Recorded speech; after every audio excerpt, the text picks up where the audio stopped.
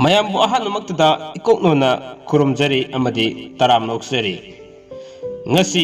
ꯄꯣꯊꯥꯃꯤꯟꯅꯁꯤ ꯈꯪꯃꯤꯟꯅꯁꯤ channel ꯑꯁꯤꯅ ꯃꯤꯌꯥꯝꯒꯤꯗꯃꯛꯇ ꯄꯨꯗꯨꯅ ꯂꯥꯛꯆꯔꯤꯕ topic ꯑꯁꯤ ꯃꯃꯥ ꯃꯄꯥꯗꯒꯤ ꯑꯣꯏꯔꯛꯀꯗꯕ ꯑꯉꯥꯡ ꯃꯈꯜꯁꯤꯡ ꯀꯔꯤ ꯀꯔꯤꯅꯣ ꯍꯥꯏꯕꯁꯤꯒꯤ ꯃꯇꯥꯡꯗ ꯊꯝꯖꯒꯦ꯫ ꯃꯃꯥꯡꯒꯤ ꯇꯥꯡꯀꯛ ꯀꯌꯥꯗ ꯅꯤꯄꯥ ꯃꯈꯜ 4 ꯅꯨꯄꯤ ꯃꯈꯜ 4 ꯀꯔꯤ ꯀꯔꯤꯅꯣ ꯍꯥꯏꯕꯒꯤ ꯃꯇꯥꯡꯗ ꯊꯝꯖꯈ꯭ꯔꯦ꯫ ꯍꯥꯏꯕꯗꯤ नुपा मखल मरी की मनुंगदा थमजखिबा नुपा थेबा हाबदी मिपोक अथोइबा कांगलोप अनिसुबदा नुपा सजी हाबदी मी संखोनबा कांगलोप अहुमसुबदा नुपा सन हाबदी मिथिबोंग मितंबाल कांगलोप लोइनना मरीसुबदा नुपा सगोल नत्रगा इरोय हाबदी मिहिंसा मितंबाल कांगलोपसिंग हाबसीदा अमदी नुपी मखल मरीदसु अखोइना थमजखरे मदुदी नुपी मखल मरीदना तोंगान तोंगानबा अखोइना नुपी थंबाल हाबदी लैमगी कांगलोप अनिसुबदा नुपी उना हाबदी मामागी कांगलोप अहुमसुबदा नुपी मोइबुंग हाबदी चरोइगी कांगलोप अदुगा मरीसुबदा नुपी सामु हाबदी क्वाकी कांगलोप हारिबा नुपा मखल मरी नुपी मखल मरी असि येंगले हारगा अखोइना उरकदबा नुपा अमदी नुपी असिदगी सेमकपा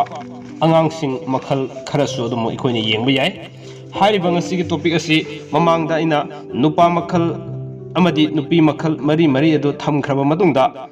अंगांग मखलदसु थमगे हना तौजरमगा करिगुम खुदोंग चादब खरदगी थम ngamjakidaba aduna ngasi amuk miyamda puduna lakjabadi hojik khudol tamjarage mama mapadagi oirakadaba angang makhal kari kari no haibado khudol tamjage miyeng taminasi ahanba makhalgi angangda asumne yengba yai haibadi mapung oina mayamna khangbigadabasi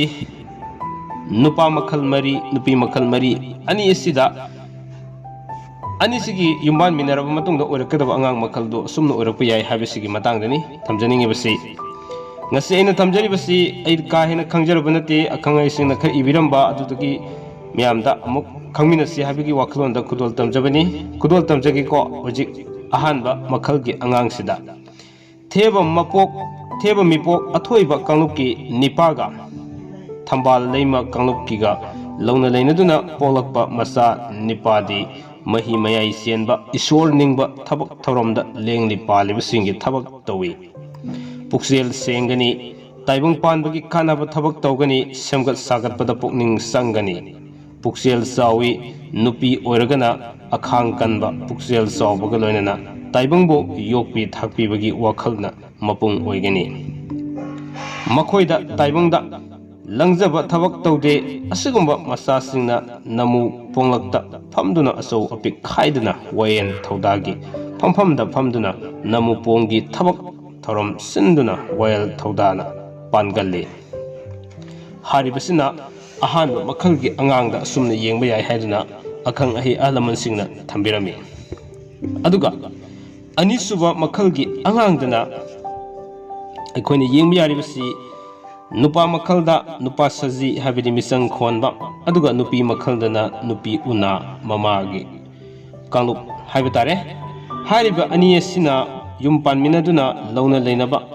amadi haunabi matung ina yumban minarabadi makhoina polakpa masa nipa nupi sing adu thoido hendokna matik magun leina matik mathongna leina amadi leibak amasung mioibabu ngak senba pamba aranba hingja yaitamba singbo manghannabo honaba aduga lengli paliba singbo yokhatnabo honaba masa fangani makoigi saktam uba amasung makonjel tabada sumatnabagi masak oigani makoina isai heitrabasu karigumada isai nganglabadi anakpada leibasingda taningba fawhalle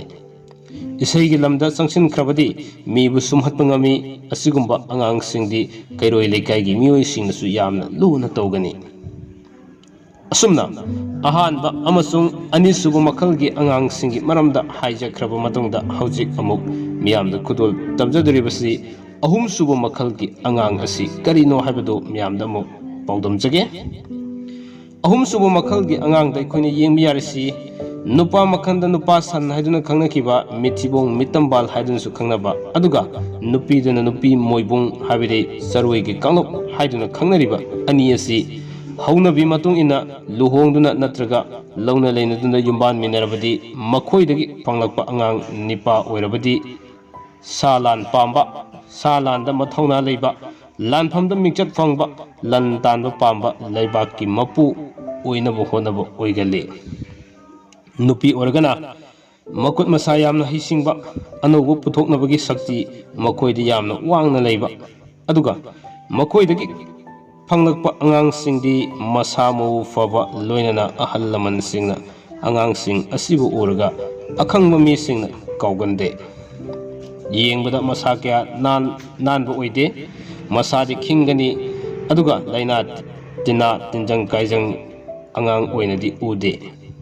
लोइनना तौथोरकपा थबक्तदि अंगांग ओइना नातै चादबा ngakta ओइना तौथोरकनी असुमना हारिबसिदा अइकोइना अहुम सुबा मखलगी अंगांगदा असुमना येंबा याय लोइनना मरी सुबा अमसुंग अरोइबा मखलगी अंगांगदा अइकोइना येंबा यारिबसि मपुंग ओइना अहानबा अनिसुबा अमसुंग अहुम सुबदा नुपा मखल नुपी मखल कया अमा येंखिबसिंगी मनुंगदा मदुग सब मानना मरी सुबदसु लेमहौरिबा हाबिदि नुपा सगोलगी कांगलोप हाबिदि इरोइगी कांगलोप अदुगा नुपी समु हाबिदि क्वाकगी कांगलोप असुमना लोइनना मिहिंचा मितंबाल अनिना लौना लेनदुना तिनरगा पोलकपा अंगांग निपा अदुदि तिनकी लाइकी गंदे हाबिसिमा खंगिनसि खुदोंग थीबा कयाबु करिसु थौसागंदे माना तौगदबा थबक सोइदनबा होनगनी तौरुबा पाइख्रबा थबक्ति माइ पाक्त्रि फावबा हनबा लेतना होनगली नुपी ओरगसु हाबिदि मचा नुपी ओइना पोलकपा तारगसु नुपी अदुना लाकना फनबा यागंदे पुक्सेलंदि कनगनी अदुगा नुक्सी नुंगोंदा ताउगली मयाई काबी ओइगनी लंथुम सना लुपा तानबा ngambini मीना इकाई खुमनबा मितानी मसादे समोत समोत लेगली अदुगा मरम अमदा पुंगनिंगसि यामना लुपगनबा अदुगुंबा मियोय ओइगली हाइबदि महांगना खनखिबा महांगना पामखिबा थबक अदु फंगदबा यादे हाइबगी अफा फता खनबसु खरा वाटपा महांगना पामनिबदुना हेना फंगे हादुना फंगदबा यादे हाइबगी वाखलोंदा लेंदुना लेबा अदुगुंबा मियोय अमसु ओइगली हादुना मरी सुबा मखलदा लेरिबा हाइबदि नुपा मखलदना सगोल नुपा सगोल अमदि नुपी सामु हाबिदि क्वाकि कालोप अनिसिना युम्बान मिनरबा मतुंगदा पोलकपा अंगांग अदु असुमना ओइगनी हायदुना मियामदा थमजरे अखोइना हाइनबा लei मदुदि मानम हनाबा सक्ता मिनै हाइबना सिंगबा कयामसु अहलमन सिंग हाइबा कयामसु लei हारिबा सिंगसु सांगसिता अयामबा असुमना अखोइना कोचि येंगबा अमदि तोंगान तोंगानबा मागी सानाबा पक्नबा लाइबक्ता तमंबा हाइबना सिंगसिंग अदु सिगुम्बा मियोइसिंग असि अयामबा मतमदा लौना लेनदुना लेमिनबा कयामा लेबिसिना अयामबा ओइ हाइदुना अखंग ऐसिंग असुमना हाइबिरमी असुमना सिगुम्बा चनरोन सिंग असिना लुहोंगबा मतमदनी कोइना नुपा नुपी पक्नदबा येंगदबदा हाइब मरुओइबा थबक अमा चनबी अमा ओइना लेरक्लिबसि अदुना